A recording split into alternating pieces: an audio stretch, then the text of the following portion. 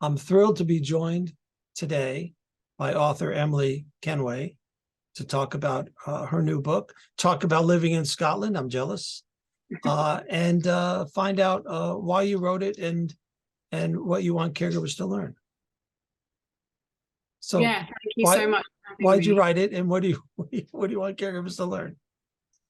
So I wrote it partly for people who are not caregivers, right? In that I wanted to bring this experience that's actually very common, but also very invisible to a wider audience, not only because we really need, as carers, we really need people to be listening to our stories so we can have change, but also because most people in the future are probably going to be caregivers, and we seem to be pretending that's not the case. When you look at trends in, diseases and longevity and so on, and family sizes shrinking, all of these things, the majority of people will be caregivers. So it's kind of wise for them to pay attention to what's happening. And so with that in mind, I wrote the book as a combination of my personal story. So I was a caregiver for my mother, and the stories of other people who cared for loved ones, with in-depth research of what does academia, what does politics have to say on this, and how can we chart a better pathway forward. So I think whilst I'm deliberately confrontational in the book towards people who have not been caregivers and who are just ignoring it, for people who are caregivers, it hopefully gives a sense of solidarity and recognition, because our stories are in those pages, those things that are getting overlooked in our lives and that are beating us down and that we're not being heard on are in the pages. And there are also kind of bold, imaginative suggestions for ways forward. And I love the name. I love the name. It's one of my favorite book names. Who cares? Well, it could be Who Cares or Who Cares. How'd you Yeah. come up with the name? It just seemed obvious, really, even from the very start of writing the proposal, partly because I'd had this experience where I'm relatively young to have been the caregiver for a parent, the primary caregiver. And so especially for me in my peer group, this was, not an experience other people had. And it felt like it was a very niche issue. You say niche, I think. It felt like it was a very rare thing to be experiencing, even though when you look at the statistics, it's like 6 million people in the UK, 17% of the US population, so it almost was like nobody does seem to care about this thing that is going to shape all of our lives at some point. One of the things you just mentioned that I find very interesting and forward thinking is that you are a young caregiver. I think the stereotype of who's caregiving works against caregivers sometimes. We do know the average age is 45 or so, caring for a parent, but I'm finding more and more young people caring. What advice, what support do you have for youth caregivers? Yes, it is a growing number, and partly because obviously people who would have had shorter life expectancies when they're born with disabilities are now happily living longer, but that does mean you might be caring for them from a younger age, as for example a young parent might be. And I think, firstly, we would just really need as many young caregivers to speak up as possible, because people really don't know that that's happening, especially for caregivers who are under 18 as well. So what we would, obviously these are children who are helping with a caring situation in the home. And this might be because of physical illness, but also, mental health issues, drug dependencies. The opioid crisis created a lot of that in the US particularly, and one of the horrific ironies of caregiving is that it makes you very tired and very busy. So obviously, we don't have the energy to speak up. The last thing we want to be doing is thinking about this and trying to advocate about it as well. But it is so important. And I raise that because some of the caregivers I know, it's kind of been a lifeline for them in these situations that are so difficult, both financially, emotionally, everything, to also know, okay, I'm trying to make a difference in the world by being heard on this. So activism, advocacy can be really powerful. Setting that aside, of course we could talk about lots of self-care things, and they are very important. And I know that's something you've talked about. I would say sometimes I get a bit worried when we talk about self-care, because we are making it, for the individual to sort their own well-being out when they're in a situation that systemically is so under-supported, So in the book, I do talk for that reason about things like paid leave from work, which for caregiving, which we also don't have, by the way, in the UK. We have paid maternity leave on a statutory basis, but we don't have paid leave for caregivers like I was. So these kinds of things, like, we can talk about, it's great to go I went running, I did yoga in the tiny gaps of time I would have. And, that wasn't enough. It wasn't much. I was ill a lot of the time. But we can talk about all of that stuff. But underneath it is this like basic line of what people need to survive in the world. And they need an income, and they need, a sense of purpose in the world, and all of these things that we're not currently enabling for caregivers. Walk me through the book. I mean, what I like, a book is a journey, and you walk in not really knowing what you'll end up knowing at the end. It's almost an educational journey. So if you could walk me through the book from the beginning, where I step in as a caregiver, I like the title, I like the book, to the end, where what I've learned from reading it. Yeah, that's a lovely question. Thank you. So the book opens with a prologue that is very intimate account of what happened with my mum. She had cancer for a number of years and passed away in 2020. And so it tells you the story of that and what we went through, and me as her caregiver, so that, I suppose, and I'm sure so many people who are caregivers will recognize this, so that it makes sense what we then talk about in the book. Because it's like, hang on, this thing, we're all in these breakable bodies. This thing is entirely as normal as eating and sleeping. There's caring, right? And then I was thrust into that world. It was obviously horrifically sad in lots of ways. And there was nothing set up for it to be supported. And I talk in that about things I did have that helped me. I should have said this earlier, but I did find an online support group of carers that was so helpful, because, other people just, these practical experiences, you're dealing with incontinence, you're dealing with the shame of the person with incontinence, all of these things were being talked about. So that was great. So I talk about my own experience. And then the bulk of the book is these chapters where I look at what I think of as the kind of core pillars of society as we have it today, right? So we've like gender, work, community and family, our sense of self, the government's role, these core things that kind of make up everything. And we begin each chapter by finding out what's happening at the moment for caregivers on this issue, right? With personal stories, not just from me, but from people around the world. I interviewed caregivers in Nebraska and Minnesota and Nepal and Norway, like all over the world.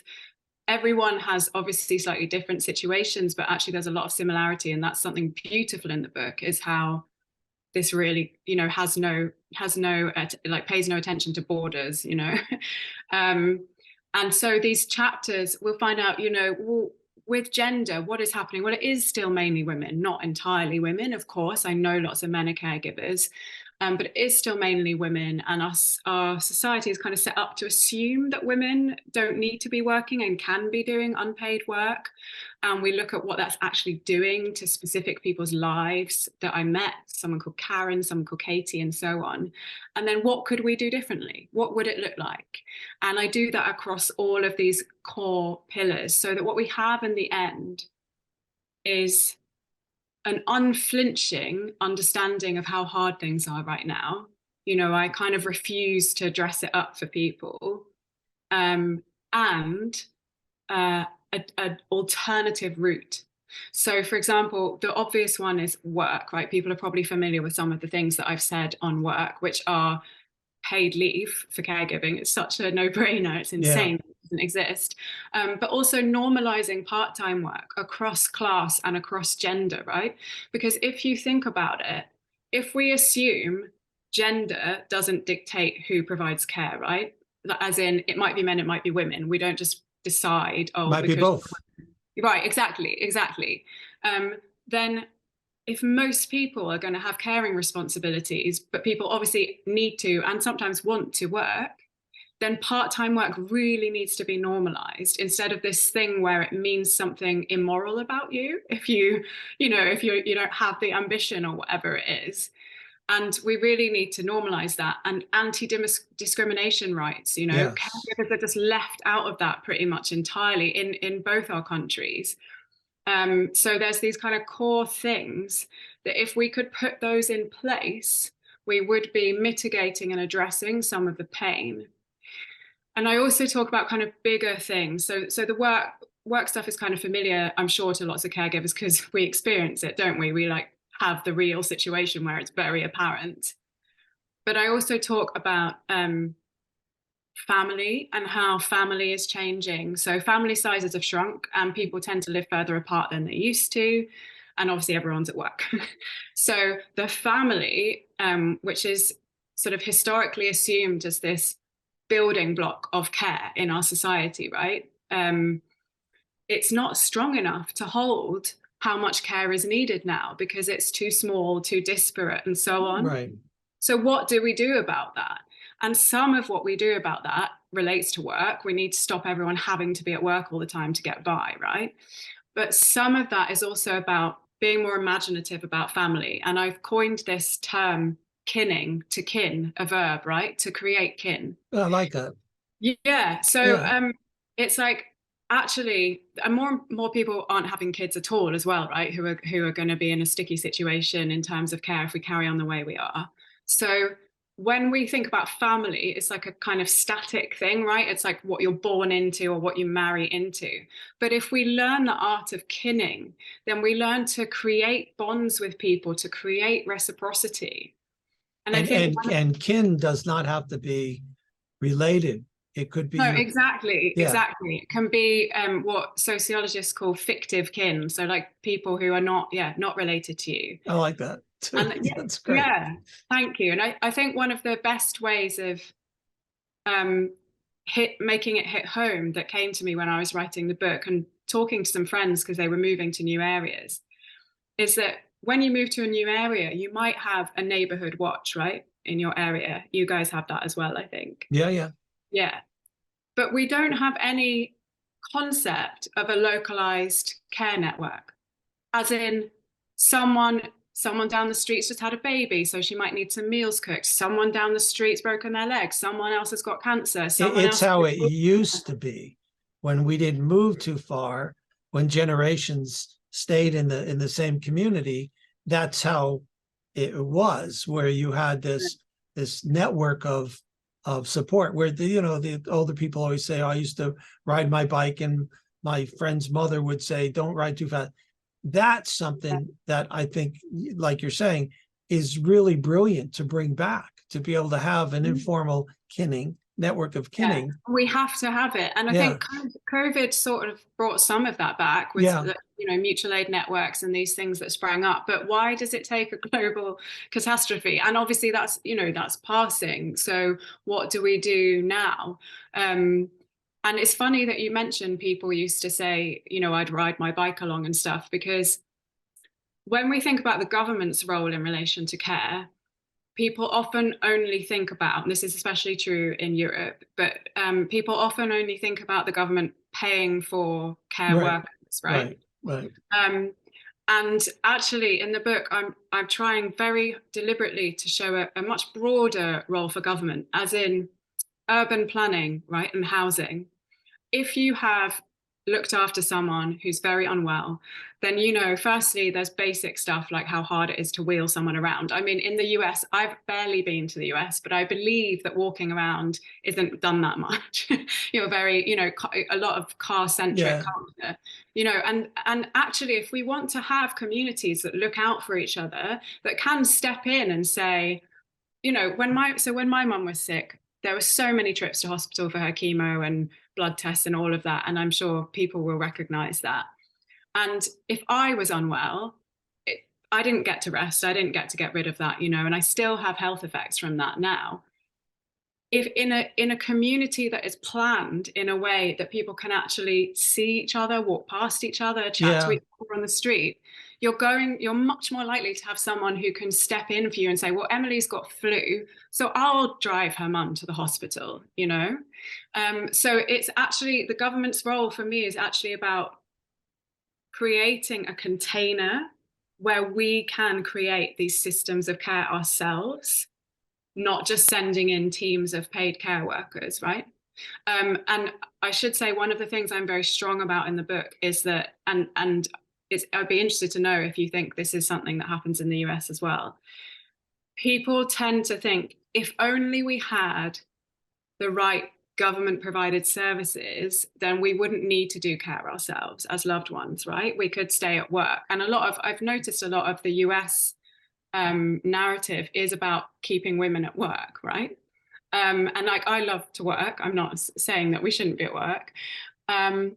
But what we do need to think about is, even if you have loads and loads of paid care support from government, right, which they do in some countries like Yeah. Norway, one of my interviewees is, you still are going to have to do a whole lot of care for your loved one, because there are gaps between shifts, because they need you to advocate in the system for them and do all the bureaucracy, because they have preferences and rights to those preferences being respected. You know, like, I'm sure lots of your audience do not have people they're looking after who want outside carers. It's a really common problem that people don't want outside. Really, really common problem. And then Right. we always talk about, especially if it's a cognitive issue, to introduce those people early, because once your loved one's world diminishes, who they'll accept diminishes. And Yes. I think your point is so well taken. I also think that, you know, caregiving is a great equalizer. No matter where you are in the world, no matter who you are, even what income. We've done 250 interviews with celebrities who have been caregivers, and when you talk to them, they're caregivers. Their daughter, their son, their dedicated spouse. So I love the fact that you interview people from around the country, because I find that caregiving, you learn when you share. You learn when you reach out to fellow caregivers. So if you can help us reach out to fellow caregivers around the world and maybe pick up some things that are working for them and look at things that may not be working for them, that's a gift.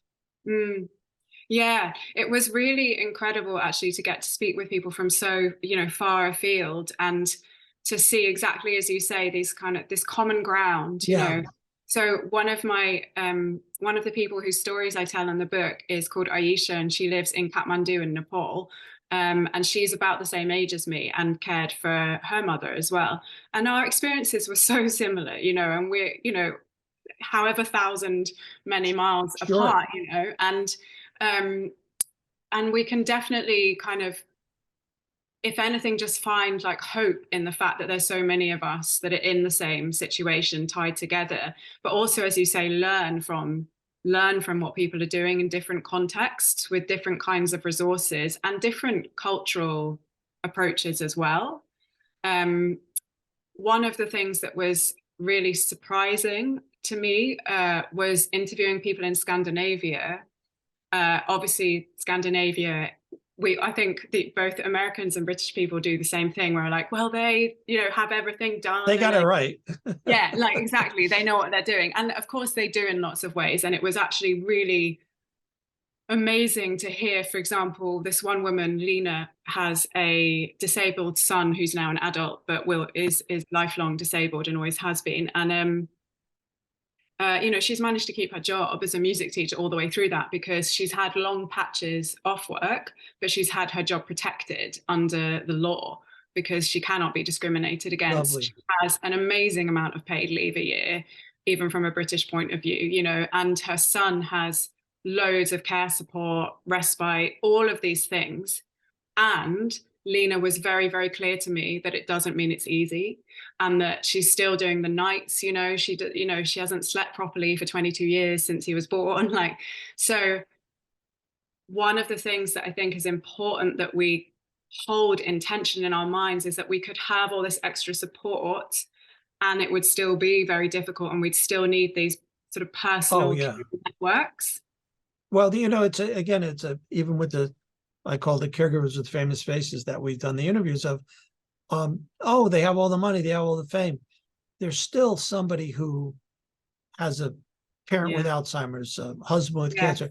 There's still you take the facade away, they're in pain. And I always say that a family caregiver is the CEO of Caring for Your Loved One Inc. You're the manager of services, but it's your responsibility, and it's something, the most important job you'll ever have, and it's 24/7. So Yes. it kind of bothers me too when people talk about some country, even talk about England. Oh, there's so much support there, the caregiver doesn't have to do anything. That's never true. Yeah, and I mean it's definitely not true in England. But what yeah, and one of the strange things in this as well, when you're saying, you know, about the celebrities, for example, people seem to forget about love in these conversations, because even Yeah. if you had all the support, you know, I'm sure an A-list celebrity could basically do nothing, because they could even delegate a manager to be that CEO, you know. Oh, But, you know, if they love that family member, absolutely. they're going to want to be there doing some of it. And that isn't something we can get rid of with any kind of funding, any kind of system. You know, there's always going to be that natural impulse to be there, no matter how hard it is. Well, it's who cares? Yeah. Tell me how you, again, it's one of my favorite titles I've ever heard. Tell me how you came up with that title. It just seemed really obvious right from the beginning of writing the proposal. Partly because my own experience had been that being a caregiver was seen as very abnormal because I'm younger, and that people were just really kind of surprised that that would be a thing that was happening, and it felt like something people weren't paying proper attention to, right? So it kind of comes out of that. It's also in some ways you know, a kind of confrontation. The book is deliberately confrontational to Good. people, of like, Good. I love you that. need to pay attention to this. Yeah. And if you think you don't need to pay attention to it, because luckily for you, it hasn't come to your house yet, Yes. it will. So, Yes. you know, good luck. And yeah, so I wanted a title that felt like a little bit, you know, like, oh, okay, a little bit Yeah. cheeky in a Yeah. way. It's cheeky, it's deliberate, and it showed me that you really know what you're talking about, because that this is what you're trying to do, is talk to the people who care, who should care and should help the caregivers. And I think Yes. that's wonderful. Yeah, thank you. Yeah, exactly. Who people who should care. Who should care. Uh, Give me, if you wouldn't mind, your top takeaways, that when somebody closes the last page of the book and is thrilled that they read it, what are the maybe 5 top takeaways, if that many, that you want them to walk away with? Yeah. First of all, I want them to walk away with a deep respect for what caregivers are doing every day if they haven't been one. Mm. Yes. The book ends with a series of um, lists created from things caregivers told me about what they miss, what they need, and what they've learned, which are very powerful. So I want them to walk away being like, wow, you know, this is the hardest job of all. And there are people next to me in my street, in my workplace doing it, and I haven't paid any attention. Secondly, I want people to understand that no matter what they might like to imagine as a system which would abdicate them from the responsibility of performing care, they will always end up performing some of it. And so it is better to pay attention to what system we should have in place to support family caregivers than Yes. pretend that we can get rid of them. Thirdly, I want people to understand that whenever they feel themselves, if they have not been caregivers, pulling away from paying attention to this topic, it is probably about their fear of their own vulnerability, their fear of their loved one's frailty in the future, you know, the time to come. And I use psychology research to show that. And that the best thing we can do is try to get comfortable with being in breakable bodies. and with mortality. If I we like want that. I like that too. Breakable bodies. It puts it all into focus. right, and we all have them, you know, nobody's escaping that one. And finally, I want people to put it down feeling like there is a completely different way forward, and it is doable, and we have some of the power to make it happen. And you know, there are real practical changes that we can make, some of which we can do ourselves, some of which we have to fight to make happen. But it's doable. It doesn't have to be this bad forever for everyone. What would be the one most important piece of advice you'd like to share with family caregivers? It's so hard, isn't it? Because Yeah. I know how hard their situation is, you know, and so I don't want to say anything that like trivializes that in any way. If I could speak to myself Yes. as a family caregiver, you know, 5 years ago when that was all sort of really ramping up, I'd say, like, do whatever you can to look after yourself, and it's going to feel like you can't, that it's wrong to, that, you know, you feel guilty for doing it, you don't have time, blah blah blah. Whatever you can do to just have little bits of time for yourself, a little bit more sleep, you know, anything like that, it is so vital, because the long-term effects of accruing not looking after yourself at all will just make it so much harder over time. And it's not selfish. Not Take selfish. care of yourself. And I know people are caring for sometimes for very difficult family members as well, which is not talked about very much, you know. And we can be made to feel selfish, and it's not. You have the right to look after yourself. Job one for any caregiver is to care for you, because who's going to step in and care for you and them when your breakable body gives out? Exactly. I love it. I'm so glad you wrote this book. I look forward to talking with you again. And I look forward to people having this book and dog-earing it and marking it up and having to buy another one. Thank you so much. Gary. Thank you. And thank you for all your work that you do. Thank you. Take care.